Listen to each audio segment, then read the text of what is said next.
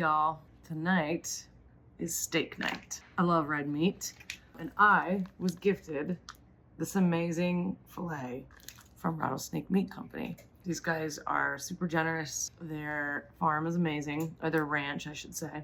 But most importantly, every cut of meat that I've had from them is just next level. Tonight, I want a quick meal. It's already getting kind of late into the evening, and so I just want it to be quick and easy. I already have our filet, and I've gone ahead and tied it. This is just butcher's twine. I just took a tiny little piece, and then I made a little knot here. The reason for this, sometimes there's some loose ends, and I can show you in this frozen package on this side. See how you don't have like kind of this perfect circle. I can't think of another word for that. So there's always kind of like this little flap. So you just want to take the twine and wrap it, tie it, so that number one, those small pieces kind of stay together, and number two, it cooks evenly, okay? I have left this filet sitting out at room temperature for approximately 50 minutes. By the time we get into the pan, it'll be an hour. I have salted this with sea salt and black pepper very generously on all sides. You can see. I am not super in the mood for potatoes or mashed potatoes or kind of all the work that goes with that. I have another more colorful and very, very simple idea, and that is roasted radishes. Let's start with these. And this is really cool. They're really simple, really fast, and really colorful, and they totally taste like potatoes. Cast iron pan, and I'm gonna take these radishes and open them up, and it's only me tonight. So I'm just gonna take a couple, I don't know, let's go with like, here, there we go. So now we have like all different colors, which is just beautiful. Olive oil and salt and pepper, and that is it. I'm gonna toss them, just like that. Just kind of roll it around, see? Beautiful. Oh yeah. Pepper, sprinkle it right from above, and then toss the pan as I'm sprinkling salt. And there we go. My oven is already preheated to 400 degrees. I'm gonna pop these in, and they're just gonna roast off until we are finished with our filet. We have some really important business to attend to, and that's to have a glass of wine. Sometimes hard to cook without a glass of wine, and especially when we're gonna have a filet. I'm going to open a Tempranillo. It's just a nice dark red. There, look at that. I would get fired if I opened it like this. So let's pour a glass of wine. It smells really good. Yep, it's spicy. It's gonna go really, really well with this filet. I've got a few other things that are hanging out here. I've got a meat thermometer. Just use them. This is gonna help you not waste your food. People who cook meat all the time can absolutely tell just by touching the meat, but in this case, let's just use a thermometer. It's really simple. I've also got these beautiful microgreens. These are local, and they have this kind of spicy taste to them. Oh my God. And I just think they make for a really, really nice garnish. I think it's time to cook our filet. Got our oven preheated to 400 degrees. There's bacon grease already on the pan from my bacon this morning.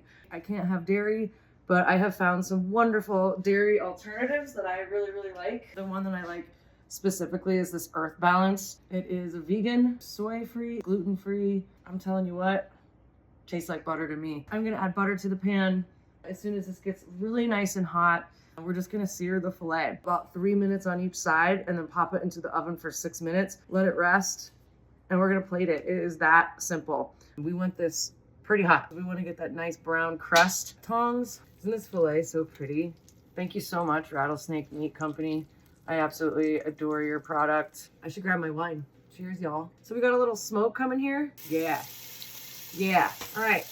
No muss, no fuss for 3 minutes. You don't want to touch this. We want to get a nice crust developing on here. And guess what? We made oxtail recently, and I made a reduction out of the cooking liquid. So there's wine and beef stock that was the oxtail was cooking in. So I have some leftover of that reduction. I'm heating it up, and I'm going to put it right over top with our microgreens and our roasted radishes. And this is going to be absolutely fabulous. So now we just hang out and I sip wine.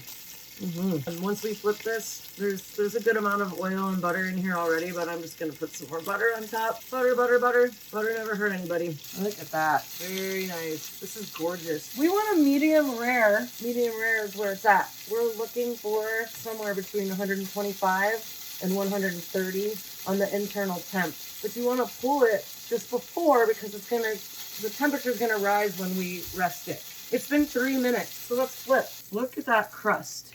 Can you even? No muss, no fuss. Let it go for 3 minutes. It's gonna get smoky in here. Oh, so pretty. When we pull this off. Truffle seasoning, just 2 more minutes. Oh, glorious.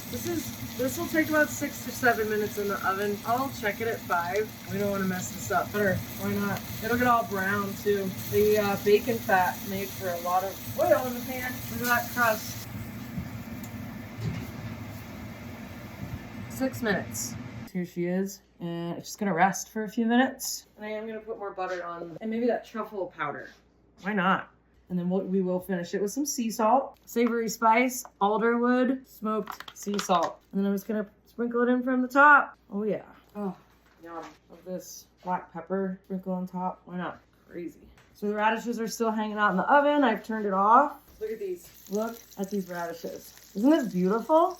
We'll just pull them off this hot pan. Just have fun. So don't overthink this stuff, you know? Oh my God. And I'm letting this steak rest for like at least 5 minutes. I'm gonna taste it. Oh, gee, stop it.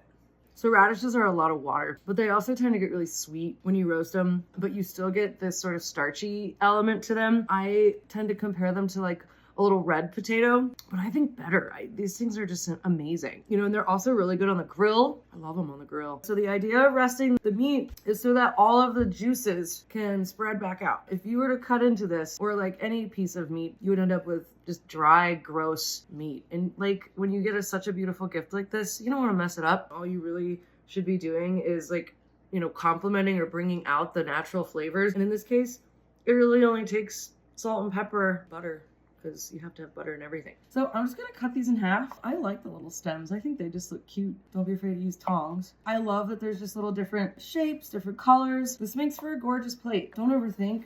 I'm just gonna kind of line them up here. Get the different colors kind of facing so you can see, like mixed pink and purple here, white and pink. I mean, this is divine. Let's check out our filet. Y'all, the moment of truth. Unwrap that. Oh man. Oh man. This is a good knife from Chef Elin down at Element Knife Company. All right, y'all. Look at this. Oh yeah. What? That's ridiculous. That's perfect. Bring our plate back over. So I'm just gonna spoon some of this beautiful sauce like on the bottom a little bit.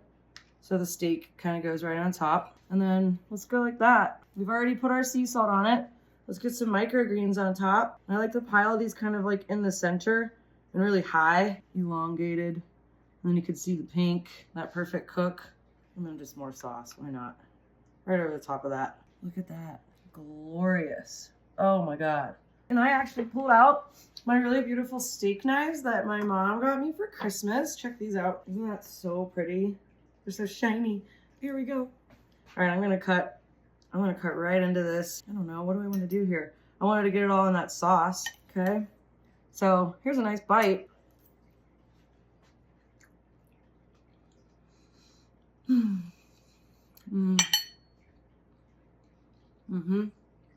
man, it's juicy. It's a little crunchy because of that amazing crust. You can taste the wine reduction from that oxtail reduction that we made from the other day. Here's my second bite with a radish. I can get one. Oh, come on. All right, look at this bite. Radish, microgreen, filet. No way.